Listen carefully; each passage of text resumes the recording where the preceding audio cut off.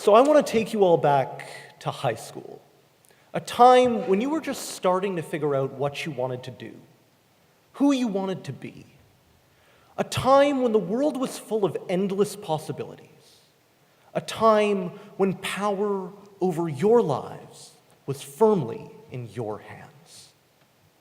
You're sitting in a classroom and not paying as much attention as you probably should be. So your teacher tries to explain just what a privilege your education is.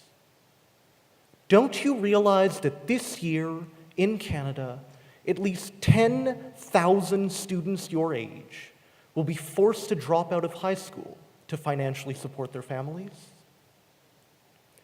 We would all like to believe that hearing this number would affect us, might make us pay more attention, but it wouldn't. Most teenagers are not affected by statistics. Like any other math equation you haven't used since high school, this would eventually pass out of mind, subsumed by the ordinary vicissitudes of teenage life, angst, and fantasies. This is perfectly normal. We remember tragedies that affect us more than those that do not. And most of us will never have to make impossible choices, such as whether to keep a roof over our heads or put food on the table. So how could we possibly understand those who must? In a nutshell, my idea is to make students answer these questions. I propose that we add 6 new assignments to careers and civics curriculums to make students live economic, political, and legal inequalities, and so develop some empathy for those less fortunate. For those who don't know, careers is a class where you take personality tests to determine what jobs might interest you. The tacit assumption is that provided you are sufficiently interested, the jobs will simply be available. This is clearly not true, especially given the ever-rising cost of higher education. Thus, my first 2 assignments relate to economic inequalities. 1, make a monthly budget for someone living on minimum wage. 2, make a monthly budget for someone living on welfare or disability pay. Before these assignments, it might be easy to parrot rhetoric that poor people should simply pull themselves up by their bootstraps, invest in more skills training. So, let students try to invest in skills training with a budget already stretched thin by food, housing, domestic expenses, traveling to work, and in some cases, even medical bills. When they fail, that's when these stereotypes may finally be broken. Civics classes teach students how our political process works, but they never explain how one enters our political community, encouraging students to take their democratic and political rights for granted. Thus, my next 2 assignments relate to political inequalities. 1, you are a recent immigrant. How do you get citizenship? 2, you are an Indigenous person living on a reserve. How do you register to vote?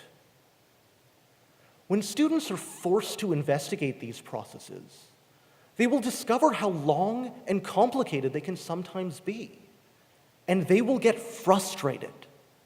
That frustration will serve as a constant reminder that for some people, political rights are a hard-won privilege.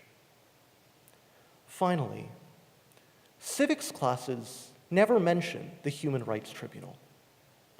Careers classes never explain that 43% of women will experience sexual harassment in the workplace.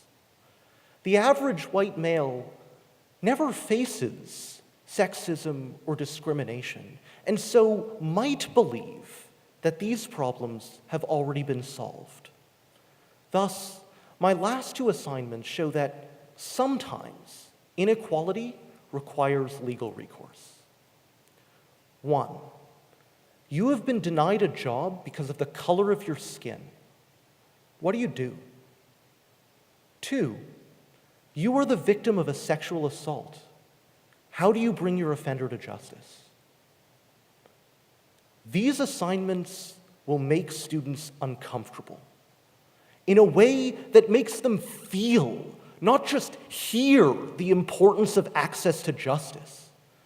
They may start to realize that sexism and discrimination are not dead and must be continuously and vociferously condemned. So now, think back to high school. Think about every time your parents told you no. You knew that they were only trying to protect you, but you still wanted to break out of those constraints. Now, imagine a teacher imposed a restriction like poverty or racism or sexism. Unlike your parents' restrictions, these constraints are completely arbitrary and manifestly unfair, designed not to build you up, but to keep you down. Maybe, just maybe, you might start to take steps to fix the uneven playing field.